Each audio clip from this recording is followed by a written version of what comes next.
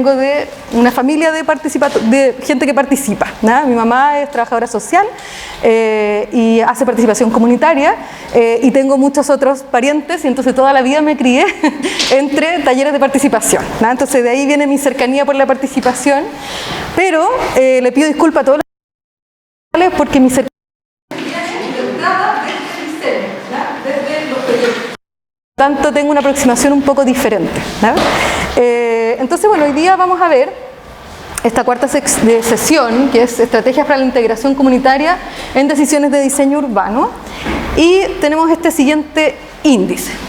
Lo primero va a ser hablar un poquito respecto a la participación, ¿no? Y cómo esta incorpora a esta idea de diseño sensible. Luego vamos a desmembrar un poquito la participación como metodología en función de sus objetivos, ¿no? Cuáles son los beneficios, cuál entonces nosotros debiéramos utilizar para este tipo de proyectos y por qué, ¿no? Y después vamos a hablar de qué elementos debiéramos considerar para construir un modelo participativo cuyo resultado va a ser finalmente una obra, ¿no? Un diseño, un proyecto, no va a ser un foro, no va a ser un cambio normativo, no va a ser una discusión, sino que más bien va a ser una cosa tangible, ¿no?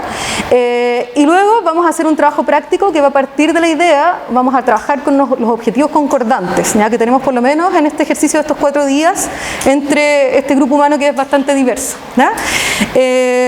Entonces, bueno, voy a partir con las preguntas. Ustedes saben que participación, por lo tanto, tiene que ser participativo. ¿Qué es participación? ¿Alguien se anima a hablarnos de qué es lo que creen que es la participación? Voy a hacer dedo, gracias. Diego, por favor. Yo creo que son instancias que vinculan a las comunidades con ciertos proyectos, ciertas decisiones respecto, o que les incumben respecto al territorio, a la ley. Es como, es hacer participar a la comunidad o incluir la toma de decisión. Incluir la toma de decisión, participar de ciertas instancias respecto a proyectos, leyes, etc. ¿Qué más? ¿Qué más pueden decirme de participación? La inclusión de uno o varios actores en algún acto de objetivo, planificación, obra. Perfecto. ¿En un objetivo o en el cumplimiento de ese objetivo? Cumplimiento, diseño. ¿Qué significa cuando uno tiene un objetivo a largo plazo y tiene que ir como pasando por etapas? ¿A qué nos referimos cuando hablamos de eso? Un proceso, ¿no? La participación entonces no solamente busca un resultado, sino que también es un proceso, ¿no? Es un proceso de toma de decisiones, es un proceso que incluye diversos actores, ¿no? Ahora también nosotros sabemos que la participación, si uno empieza a leer de teoría de participación, uno se va a encontrar como con ideas que tienen más que ver como con la idea de la ciudadanía, la democracia, ¿no? Ahí hay mucha teoría al respecto y después vamos a encontrar manuales prácticos, ¿no? De cómo participar, toolkits de participación, un montón de como elementos que más bien están asociados como al hacer, participando, ¿no? Y hay un montón de lagunas respecto a la participación y la participación en sí está súper como manoseada, por decirlo de alguna manera. Entonces no hay una claridad respecto a lo que significa, ya hay miles de conceptos asociados y al final la gente piensa, o en común de las personas piensa, que con solo hecho de que las personas estén en un lugar, se encuentren y dialoguen, ya eso es participación, ¿no? Entonces, y además es un concepto que es dinámico, porque ha ido cambiando, en la medida en que han ido cambiando también nuestros paradigmas, ¿no? Nosotros estamos pasando por momentos en que tenemos que considerar nuevas dimensiones, como por ejemplo el cambio climático, o la crisis climática ya a esta altura, ¿no? O también, por ejemplo, el enfoque de género, ¿no?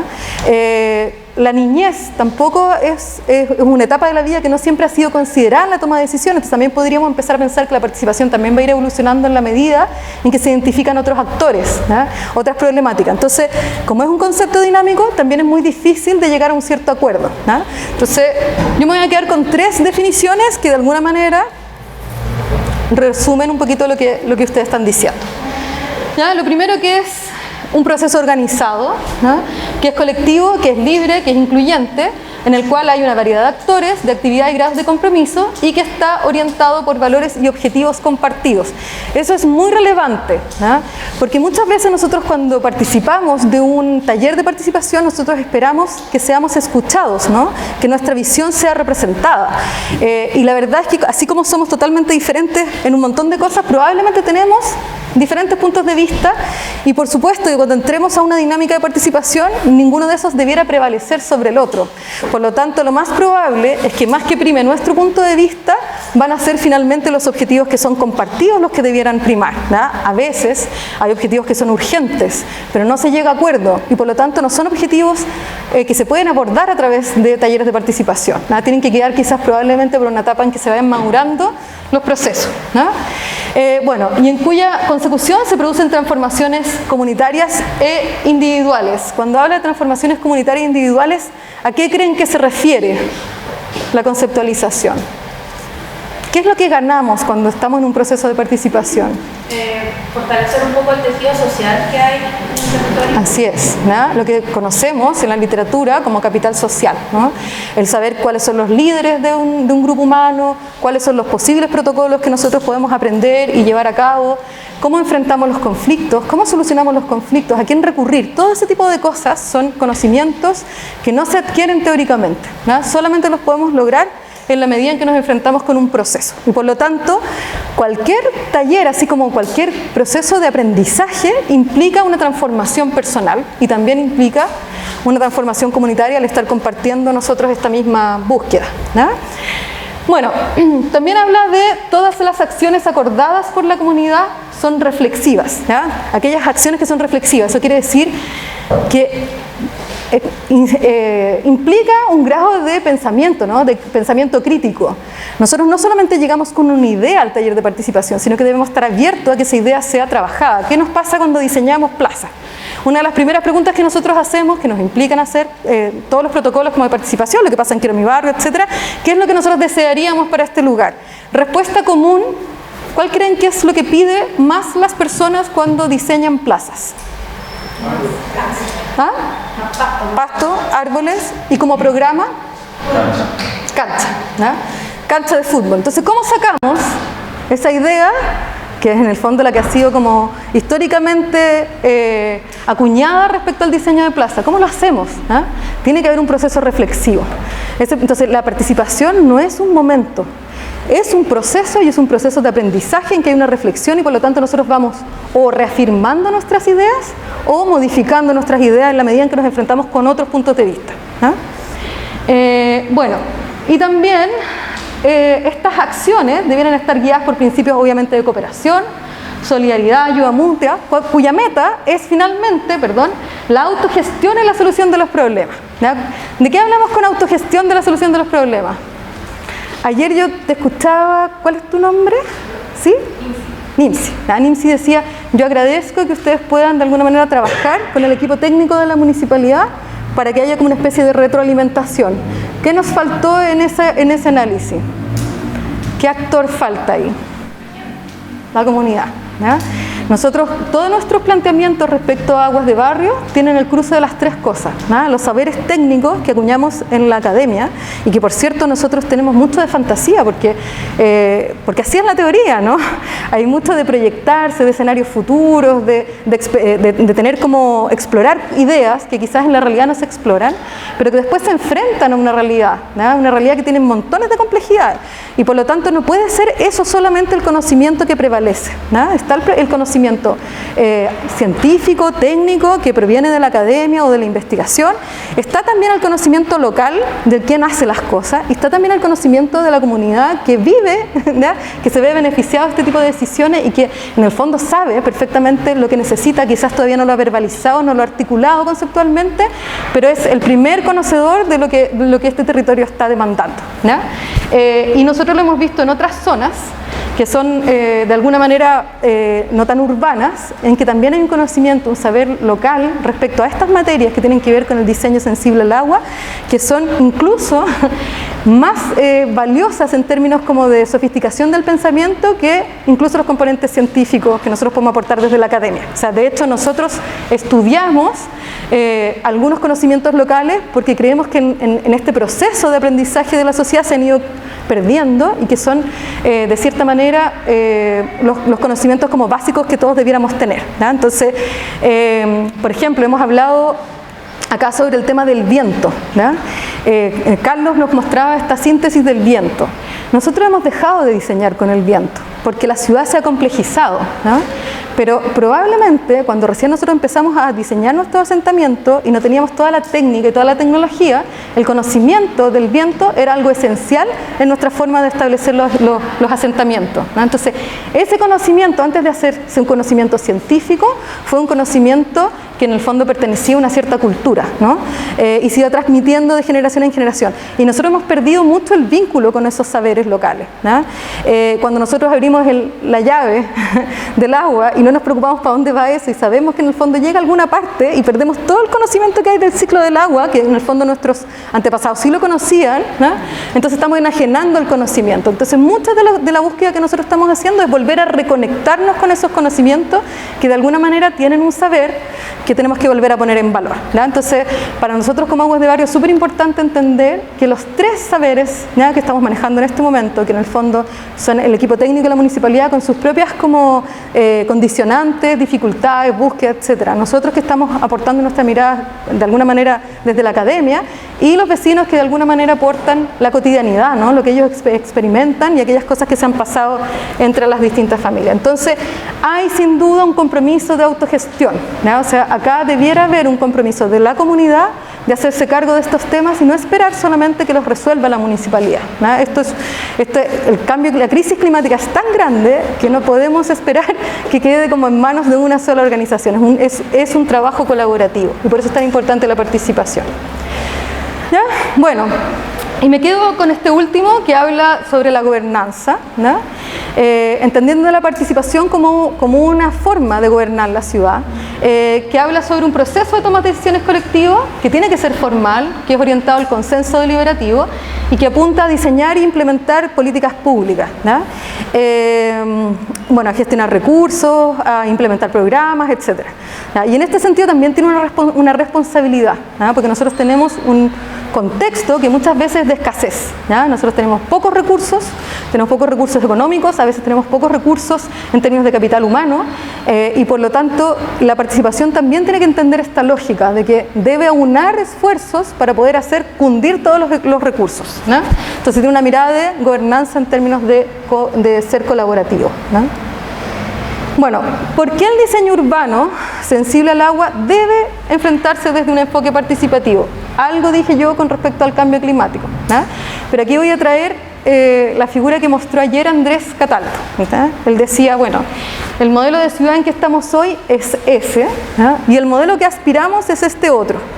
Entonces, ¿qué cantidad de decisiones creen que deben abordarse para que pasemos de ese modelo al otro? ¿Alguna idea? ¿Alguna decisión que se les ocurra? Diseñar las ciudades de forma diferente. Ok, ¿quién diseña las ciudades? El mercado, ¿ya? El mercado diseña las ciudades. ¿Qué más? ¿Qué otro componente hay aparte del mercado? Los planes reguladores. Planes reguladores, normativas, ¿ah? O sea, por lo tanto hablamos de cambios que son estructurales y profundos. Estamos hablando de un sistema económico que está representado por el mercado y estamos hablando de las políticas públicas que muchas veces aterrizan en normativas y en instrumentos. O sea, no son cambios sencillos, ¿no es cierto? Y ahora a nivel local, ¿qué cosas debieran pasar para que nosotros pasáramos de esa mirada a la otra?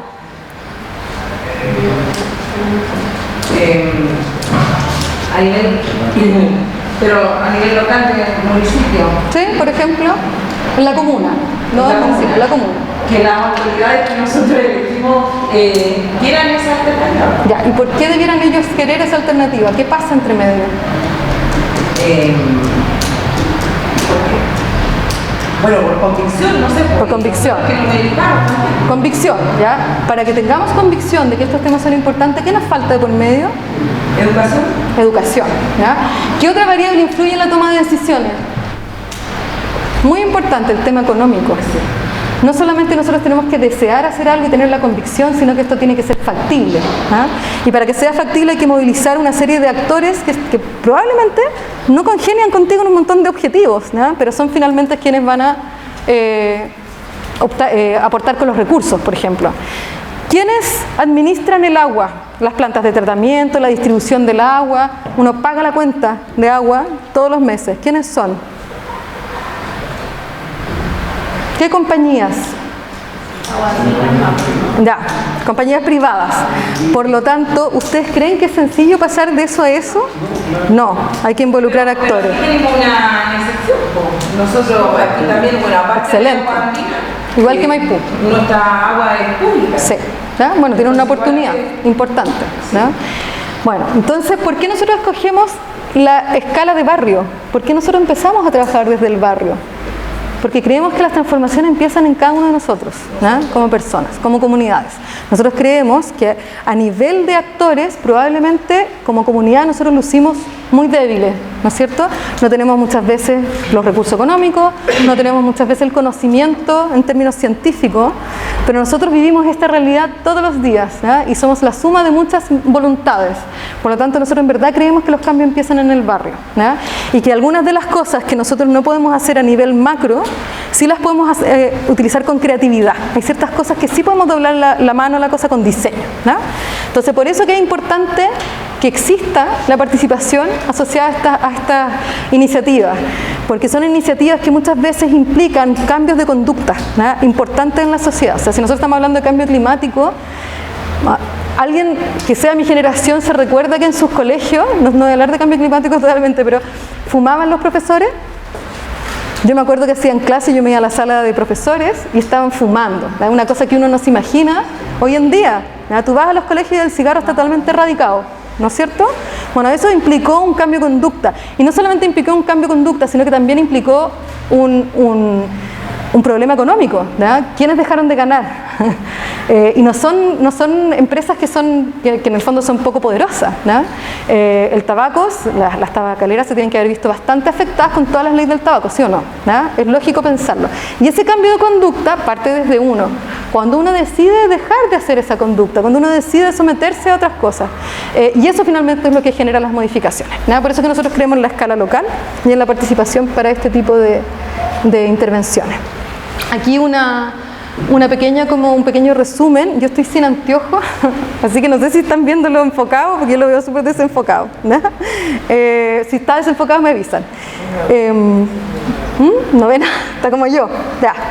Bueno, entonces puede demandar cambios significativos en los sistemas de vidas de comunidades que dependen del uso de ecosistemas vulnerables. Por cierto, ¿no? Si nosotros estamos trabajando, por ejemplo, una zona costera que es vulnerable y nosotros estamos diciendo que la extracción de ciertos recursos está generando dificultades, y eso es algo que finalmente genera el sustento económico, significa una transformación importante en cómo ha terminado siendo su sistema para sustentarse, ¿no? Entonces implica que todos estemos de acuerdo y que vayamos transando de a poco, ¿no? A nosotros nos gustaría que de la noche a la mañana esto cambiara radicalmente, pero suceden cosas. Por ejemplo, el otro día presentó Carlos lo del plan regulador, ¿no?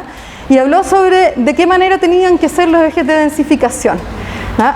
Carlos está mirando una variable que es importante porque significa a largo plazo el ahorro en agua, el que no existan, no sé, porque la calidad del espacio público sea mejor, que en el fondo las especies se den, que los árboles prosperen, etc. Hay un montón de cosas a largo plazo que las está viendo, ¿no? Pero obviamente que hay montones de cosas que Carlos no está observando porque no está en esa dimensión, ¿no? Entonces, claro, hay temas funcionales en la comuna, ¿no? La comuna está desarrollada siempre en este eje. Los límites de las comunales son súper marcados. El límite entre Cerrillo y Pedro Aguirre Cerda es una gran barrera, entonces es lógico que busque la continuidad, ¿no es cierto?, intercomunal, ¿no? Hay temas funcionales a partir de eso, hay otras variables, y como en todo, uno sabe que uno quiere llegar allá, pero probablemente no tiene la capacidad de tomar esa decisión hoy.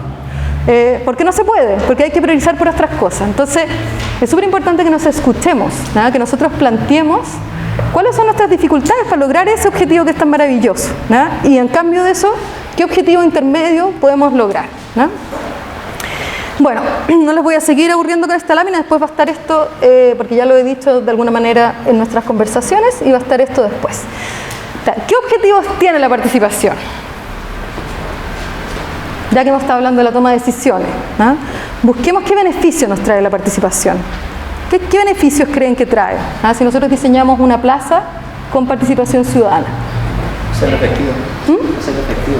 Hacerlo efectivo. ¿En qué sentido? ¿Sí? Para los vecinos que van a ocupar esa plaza. Que le haga sentido el diseño, por ejemplo, ¿ya? O sea, un diseño que es más efectivo, ¿no? Que en el fondo reproduce o atiende a sus necesidades.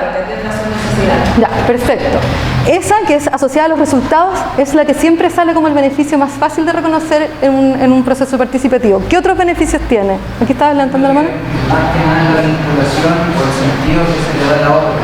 No solamente que se le da una obra a la gente, sino que la gente se siente parte como actor dentro de la producción de esa obra. Claro, se lo apropia, ¿no? Lo hace valorar mucho más y va a ser parte de su identidad. Es que la hacer propia, al involucrarte en participar en la proyección del espacio, hace que la gente la sienta propia y también al sentirla propia la cuida. Claro, eso también ahí, el sentido de pertenencia también nos ayuda con el tema de la mantención, ¿no? ¿Qué pasa con las plazas? Muchas veces son vandalizadas, ¿no? Llega el diseño, se inaugura la plaza, dura 2 semanas y resulta que las bancas están rotas, los focos están quebrados, los sistemas de regadío ultra sofisticados no existen, se los robaron, pasan ese tipo de cosas. Entonces, claro, eso también está asociado a lo eficiente de la solución, porque en la medida en que tú logras tener una mayor mantención en el tiempo, tus recursos de alguna manera estás haciéndolo rendir, estás llegando a la necesidad de las personas y estás siendo eficiente en el sentido que estás ahorrando gastos en mantención, ¿ya? ¿Qué otra cosa que no sea eficiencia creen ustedes que es un beneficio de la participación? No sé si es eficiencia, pero creo que cuando las comunidades participan en el desarrollo y en el diseño de una plaza, después como que esa participación se mantiene con el tiempo, como un capital social, y como algo comunitario se puede pasar. O sea, si hay otra actividad de participación, lo más probable es que quería participar antes vuelvan a Así es, hacerlo. es un proceso de aprendizaje, ¿no? Entonces la eficiencia está mirando la participación en base a, como convirtiéndola en una herramienta para un resultado. Mientras que cuando tú lo ves desde esta perspectiva, la participación en sí misma es un proceso que agrega valor. Independiente del resultado, ya el participar, el estar en contacto con los vecinos, el poder vincularse, discutir los temas, aprender temas nuevos, conocer a quién puede solucionar las cosas, está agregando valor. Y eso permanece. Hay un caso muy estudiado en la academia que es el barrio Yungay, ¿no? El barrio Yungay está así, pero ultra publicado, que es lo que significa esto del capital social. O sea, empieza con un tema de basura, después cuando llega el terremoto, ellos están súper ya articulados por esta primera experiencia participativa y por lo tanto reaccionan frente al terremoto. En una época en que querían votar muchas de las construcciones patrimoniales, ellos se oponen a que se voten las construcciones y además piden ayuda a las universidades para poder clasificar qué es lo que realmente se vota, qué es lo que no se vota. Y después tenemos concejales, diputados que salen de esas mismas agrupaciones. O sea, en el fondo ese caso te muestra el capital social que se forma en los procesos participativos, ¿ya? ¿A alguien se le ocurre una tercera dimensión? Yo les hablé de la infancia hoy día. ¿Quiénes son los que más usan los espacios públicos? Los niños, niñas, ¿y quiénes más? Mujeres, adultos mayores, ¿no? Tal cual. Bueno, nosotros cuando hacemos actividades de participación ciudadana vemos a muchos adultos mayores que están opinando en las participaciones, pero ¿vemos necesariamente mujeres o vemos necesariamente niños? ¿Ah? A veces, cuando no es en su hora de trabajo, vemos muchas mujeres que están como interesadas, que son como bien, ¿cómo se llama?, comprometidas con su comunidad. Pero ¿los niños son consultados para el diseño de los espacios públicos? No, en ninguna parte. Eso pasa en otros países, pero en Chile todavía estamos demasiado lejanos a aquello. En Quiero mi barrio lo hacen. Sí, efectivamente, la metodología de Quiero mi barrio es súper buena, nada que decir, súper bien, ¿no? Pero en el fondo, desde esa perspectiva estamos hablando de que hay otra dimensión, otro beneficio que tiene que ver con la inclusión, ¿no? Entender la participación en la toma de decisiones como un derecho, ¿no? Y de ahí viene toda la teoría del derecho a la ciudad. Nosotros tenemos derecho a vivir en una ciudad que nos responda a ciertas cosas para poder vivir cómodamente, para tener calidad de vida, ¿no? Para ser felices, ¿no? Y en ese sentido la participación, si uno clasifica y estadísticamente analiza distintos tipos de proyectos, sí vas a encontrar un gran porcentaje que están orientados al resultado, ¿no? A ser más eficientes, ¿no? Y que en general son muy cortos y que es como, bueno, ¿quiere esta plaza de esta manera o la quiere de esta manera? ¿No? ¿Quiere que se haga así o así? Vote, ¿no? Y nos comenta, ¿no? Eficiencia. Después va a haber otro que está más bien formado, O sea, pensando en la formación de capacidades, ¿no? Y va a haber otro más que lo que está buscando es más bien un tema de derecho, ¿no? Inclusión. Esas son como las grandes temáticas, los grandes beneficios que tiene, y cada proyecto debiera ser transparente en asumir desde el comienzo qué es lo que se está buscando, porque en función de eso se generan estrategias y metodologías para poder abordar las distintas dimensiones a lo largo del proceso, ¿no? Bueno, eso también va a estar en la presentación que va a estar disponible. Ahí yo les explico las tres dimensiones: la inclusión, la formación y la eficacia, ¿no? Y dentro de eso, a modo de síntesis, la inclusión social y la formación de capacidad está más preocupado de cómo es el proceso participativo versus la eficacia de las soluciones, que está más focalizado en los resultados, ¿no? Ahora, construcción de un modelo participativo. ¿Cuándo, cómo y con quiénes participamos, ¿no? Bueno, yo les preparé una diapo por cada uno. Esto yo ya se los expliqué un poquito, que tiene que ver con cuál es nuestro enfoque como Aguas de Barrio, ¿no? Que nosotros lo que hacemos es tratar de hacer una innovación social. Muchas de estas soluciones en realidad se pueden llevar a cabo desde un punto de vista técnico, ¿no? Pero como nosotros creemos que las crisis climáticas demandan que todos estemos en conocimiento de todo lo que está sucediendo, creemos que es demasiado importante que lo abordemos con participación, ¿no? Entonces, una misma solución abordada con participación son muchos más los beneficios que tiene, ¿no? Y ahí hacemos una especie de síntesis de cuáles son los beneficios que se agregan, el valor agregado de trabajar las soluciones con participación, ¿no? ¿Estamos? Bueno, ¿cuándo? Este es un modelo de trabajo participativo que nosotros creamos, es un ejemplo, es una tipología que nosotros creamos para un proceso anterior, ¿no? Ustedes pueden ver que vamos a tener como distintas etapas: diagnóstico, consulta, capacitación, co-ideación y diseño, construcción de prototipos, cierre de proyecto.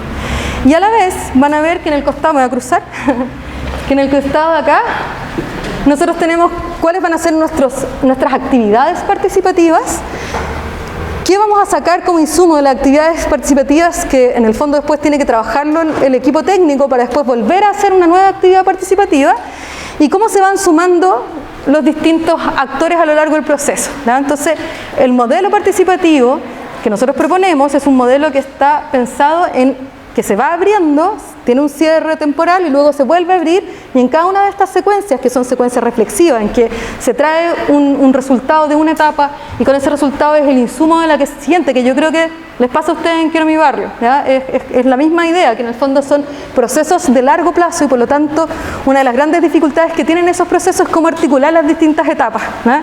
Cómo hacemos valer lo que se acordó en una etapa, lo llevamos a otra.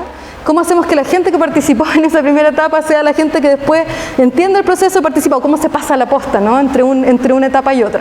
Entonces, estos modelos que son tan grandes demandan que exista un grupo motor, ¿no? En este caso la dupla de los Quiero mi barrio están también armando esa articulación, pero también se demanda eso mismo de la comunidad, ¿no? Y por eso nosotros proponemos que es muy importante que nosotros constituyamos ese grupo motor, que entendamos cuáles son los actores claves en el territorio, que vengan a partir de las comunidades, que pueden vincularse con los actores claves municipales, ¿verdad? Y con nosotros también, que aportamos con la mirada técnica para constituir este grupo que va a acompañar todo el proceso, ¿verdad? Es muy importante para que no se vaya perdiendo. Bueno, y entre medio nosotros proponemos distintas modalidades de participación ciudadana, ¿verdad? El cómo, ese es el cuándo, y ahora vamos con el cómo. Bueno, para todos quienes saben de participación, este es un modelo que lo tienen que haber visto, porque es el más conocido, es la base de toda la teoría respecto a los niveles de participación. A partir de ahí vienen, no sé, muchísimos modelos que reinterpretan este original, ¿no?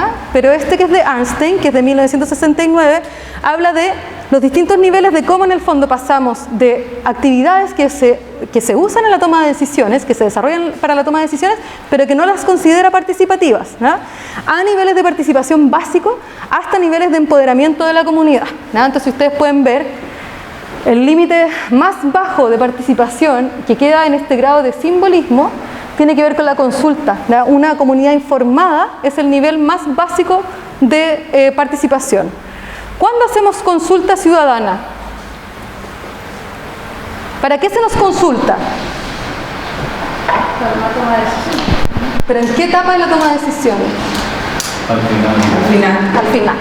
¿Ah? Al final. Y por lo tanto, ¿en qué estamos? En un grado que es más bien de simbolismo. Porque de hecho se nos ha construido un escenario. Se nos están vendiendo las alternativas que ya en el fondo están cocinadas, por decirlo de alguna manera. Y se nos consulta dentro de esas alternativas. ¿Ya? Entonces de ahí nosotros vamos subiendo. ¿Ya? El nivel que yo considero que es como un nivel que es como agradable de trabajar es el de la asociación. ¿Ya? Y eso surge, ¿ustedes han escuchado el concepto de bottom-up? ¿No? Bueno, la planificación ha ido variando en el tiempo y como nuestras estructuras son tan jerárquicas y administrativamente tienen montones de niveles, está el nivel central, el nivel como intermedio, el nivel local, la comunidad de base, etc. Siempre se esperaba que la participación viniera como una decisión que en el fondo parte desde arriba hacia abajo. Pero ¿qué está pasando hoy? Ustedes vieron, todos fuimos testigos del estallido social. ¿Qué hay asociado al estallido social? No me hablen de lo negativo, hablen de las cosas positivas. ¿Qué hay asociado al estallido social? Eso es como el objetivo que busca. Pero ¿quién organiza eso? ¿Quién reúne y articula esas miradas? ¿Son los partidos políticos? Hay organización. Organizaciones locales, hay activistas, hay movimientos sociales. Y entonces hay un montón de cambios que se esperan o no, que surgen desde un nivel de discusión que luego sube hacia los niveles centrales. Ese es un bottom-up bien forzado, ¿ya? Pero en el mundo la idea es que vayamos avanzando a procesos de deliberación que surjan de iniciativas que son comunitarias, no que vengan desde el Estado, vamos a hacer un quiero mi barrio, entonces necesitamos buscar gente, buscar iniciativas, buscar demandas, sino que en el fondo las demandas, la gente y las iniciativas surjan y esas sean derivadas hacia arriba. Ese es el modelo como que en el fondo está operando y es como lo que se está buscando. Entonces, esto sería justamente al revés. Partiríamos por el control ciudadano, después el poder delegado y después nos asociaríamos con el Estado, o con las autoridades locales. Eso pues, ahí están los niveles de participación. Einstein no había visto el bottom-up, así que no lo tiene dentro de su modelo, pero si hubiese vivido en esta época probablemente tendría un modelo diferente en que habla sobre este empoderamiento comunitario. ¿Preguntas hasta ahora? Voy muy rápido, voy muy lento, me estoy demorando mucho. ¿Qué dice el equipo? ¿Estamos bien de tiempo? Ya. Otra cosa que hay que considerar muy importante cuando uno hace un modelo de participación son los obstáculos. Y nosotros en base a encuestas y en base a estudios y análisis de casos podemos identificar algunos obstáculos que son como los más comunes de encontrar. Por ejemplo, desconfianza y prejuicios. Desconfianza número 1. El grupo técnico que está desarrollando un proyecto considera que lo que dice la comunidad no es muy importante porque no saben. Desconfianza número 1. Desconfianza número 2. La comunidad no cree en el equipo técnico. No, estos no hacen nada, se demoran, no nos traen las soluciones, nosotros les pedimos 1000 veces. Entonces, ¿cómo hacemos que esto cambie? ¿Qué ideas se les ocurren para enfrentar ese tipo de obstáculos?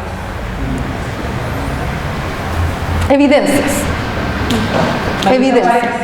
Mayor transparencia, comunicación, difusión de los procesos, diálogo.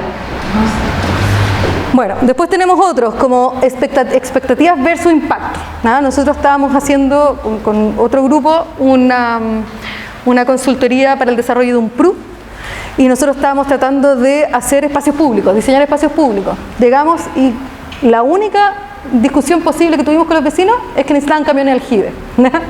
Entonces, ¿cómo se logra eso? ¿Cómo tú llevas a una comunidad que está pensando en cualquier otra cosa, que quiere otra cosa, a la discusión que tú quieres hacer? Bueno, hay algo que está mal diseñado de origen, ¿no? Como que debiera haber como un levantamiento como de necesidades primero, antes de como determinar dónde se invierte, dónde se gasta. Entonces, bueno, las expectativas también se manejan a través de evidencias. Modular las estrategias, corto, largo, mediano plazo, transparencia. Hablar siempre con claridad, esto no va a solucionarles ese problema, este fondo es exclusivo para hacer un SUT. No va a cambiar, no va a traer camiones aljibe. Bueno, diversidad de intereses. hay casos que son más complejos que otros, ¿no? Si nosotros vamos a hacer una platabanda, probablemente nuestra diversidad de intereses sean los vecinos que van a tener que estar enfrentando el diseño de la platabanda versus otros, ¿no? Pero si nosotros vamos a hacer un cambio normativo, vamos a tener otro tipo de intereses que son más complejos de llevar. Si están haciendo un plan regulador, por cierto que van a tener intereses que son inmobiliarios, ¿no? Hay grupos de poder que tienen mucho impacto, hacen mucha fuerza, ¿no? Entonces es muy importante que la participación sea modulada. Cuando uno hace la convocatoria, uno debiera trabajar de manera independiente con los distintos grupos incumbentes, ¿no? Y luego de que uno ya tiene como armado como el objetivo, entonces recién ahí se mezclan generando alianzas estratégicas. Hay muchas metodologías. No sé si han escuchado hablar del método Mactor, que ya es súper antiguo, que genera como objetivos concordantes entre grupos de actores, ¿no? Entonces, y define grados de incidencia y poder en la toma de alguna decisión. Entonces, probablemente dentro de esta escala de decisiones vamos a tener actores que van a ser muy débiles en la toma de decisión, ¿no? Porque no tienen recursos, porque muchas veces no tienen el conocimiento técnico, porque no se han articulado, por lo tanto son individuos. En cambio vamos a tener, no sé, pues grupos de actores que van a tener que tienen prensa, que tienen mucho conocimiento, que tienen riqueza, entonces está totalmente desproporcionado el poder que se emplea en la toma de decisiones. Entonces, una de las estrategias que se utilizan es poder entender a los actores, caracterizarlos, entender cuáles son sus objetivos, qué los mueve, ¿no? Y ver entre ellos cuáles podrían ser alianzas estratégicas. Y si hay algunos actores que son más débiles, entonces hay que buscar aliados, ¿no? En algunas iniciativas, por ejemplo, las ONG son súper buenos aliados, ¿no? En otras, no sé, la prensa también es muy buen aliado, ¿no? Que son como en el fondo estos actores que debieran ser un poco más neutrales y que exponen estas diferencias de poder, ¿no? Bueno, errores de comunicación, falta de cohesión en los grupos de interés, también la modulación, el tiempo demandado, la participación entendida como proceso, que va más allá de la construcción de un resultado, sino que también va tratando de generar competencias, demanda tiempo, ¿no? Y eso es justamente lo que nunca tenemos, ¿no? No existe el tiempo.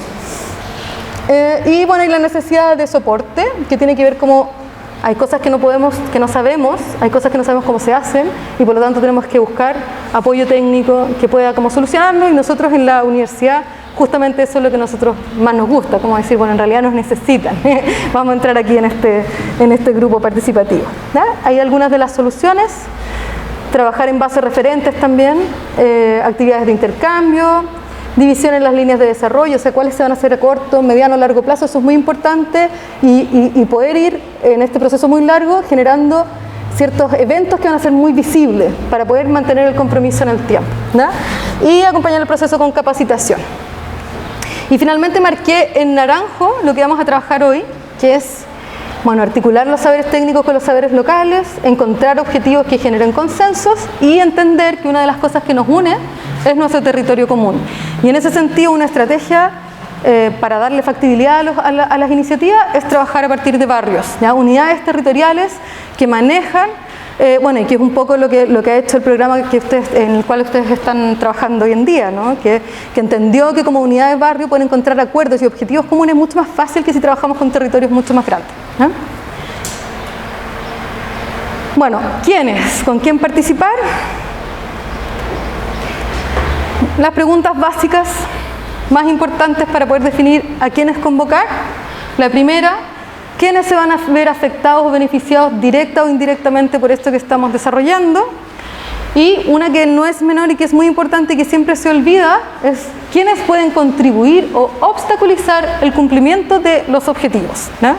Normalmente se trabaja con la primera pregunta y después las iniciativas no terminan de manera positiva porque no se integraron a quienes finalmente cortan el queque, ¿ya? Entonces es súper importante que eso esté desde el inicio. Bueno, algunas cosas importantes: asegurar una amplia representatividad. Eso tiene que ver como con las tipologías de participantes en términos de sus funciones en el territorio, ¿no? Si son organizaciones, si son instituciones, etcétera.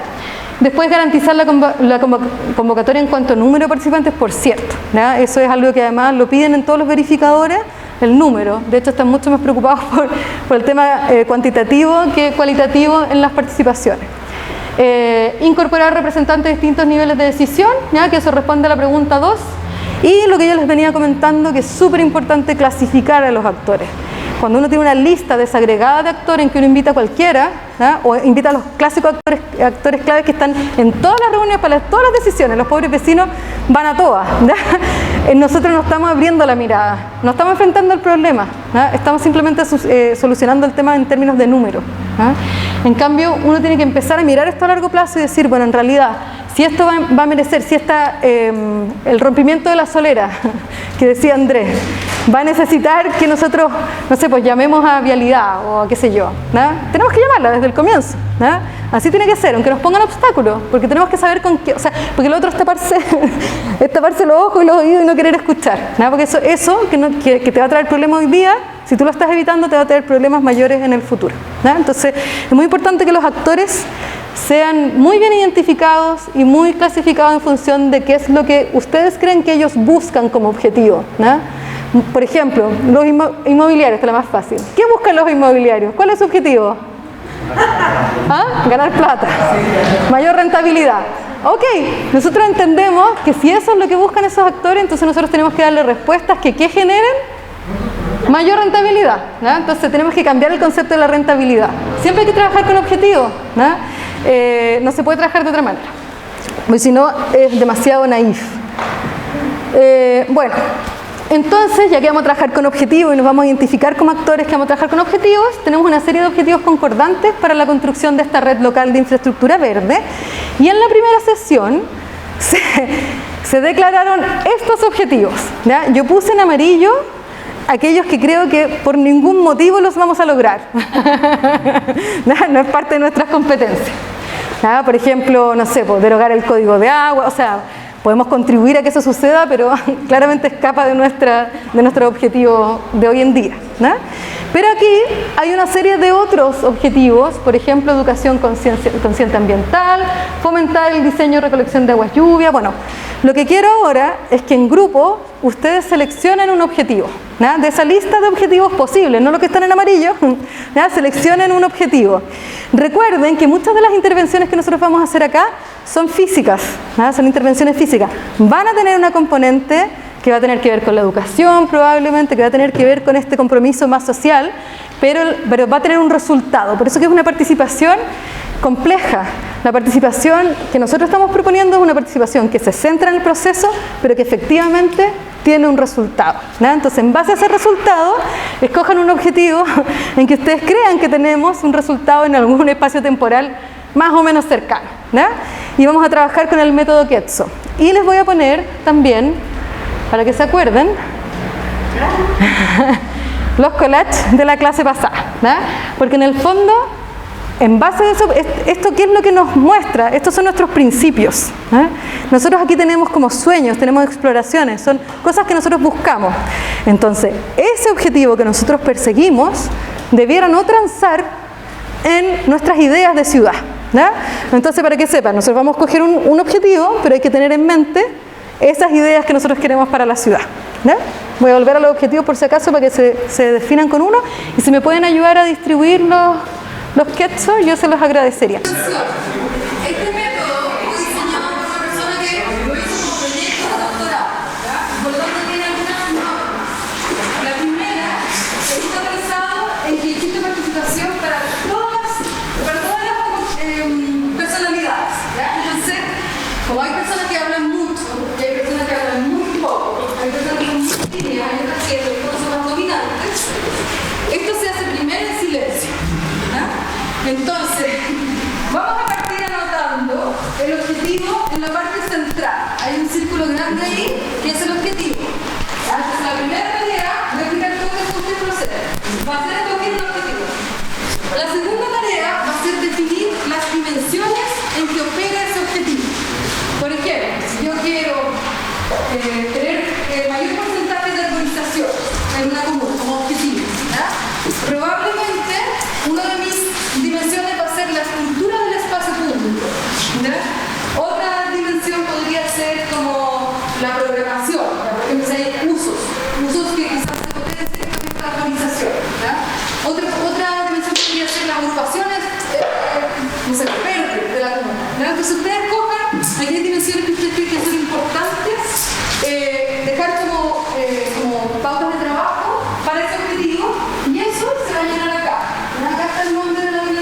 en el círculo que está en cada una de las líneas.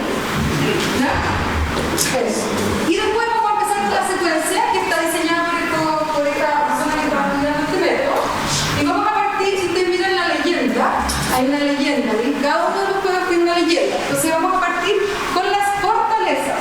Fortalezas por dimensión. Por ejemplo, si yo dije la estructura de espacios públicos, una fortaleza puede ser que esa estructura de espacios públicos está continua. Es fácil armar como secuencias de espacios públicos a través de los distintos espacios públicos que hay en la bruma. Se podría ser una fortaleza. ¿Cómo vamos a trabajar las fortalezas? Cada uno en silencio, un minuto. Van a anotar en todas las hojas que puedan las fortalezas que se le ocurran en cualquiera de las dimensiones. Aquí vamos a tener que hacer un perdonazo. No hay falta de ortografía, no existe. ¿Ya? No importa. Tampoco vamos a buscar tilde, ni que la letra sea muy bonita o no bonita. ¿Ya? Estamos así como reunidos de confianza, así que nos va a dar exactamente lo mismo. Y una vez que las escribamos, vamos a tener una vuelta o una ronda para explicar qué es lo que nosotros escribimos y posesionarlo en la dimensión. ¿Ya? Entonces, ¿cuál es tu nombre? Abril. Parte Abril, ¿ya? Y ella posiciona sus hojitas y las explica. Luego viene Susana. Mayo, ¿ya? Y las posiciona y vamos a ir en ese orden. Cuando se termine de explicar esas, vamos a seguir con la que sigue, que es los obstáculos que vemos, ¿verdad? Aquellas cosas negativas o aquellas debilidades que nosotros vemos asociadas a las fortalezas que ya instalamos con un árbol. Vamos a hacer la misma secuencia. En silencio, un minuto, y luego explicado. Y después viene las soluciones posibles para superar esos obstáculos y promover esas fortalezas. Eso puede ser, vamos a volver a repetir, eso puede ser una iniciativa, ¿ya? Un proyecto, o puede ser un programa, o puede ser una idea, ¿ya? Está lo mismo. Y finalmente, que lo que más me interesa es que lleguen al color cafecito, en que puedan identificar los actores que debieran estar comprometidos en armar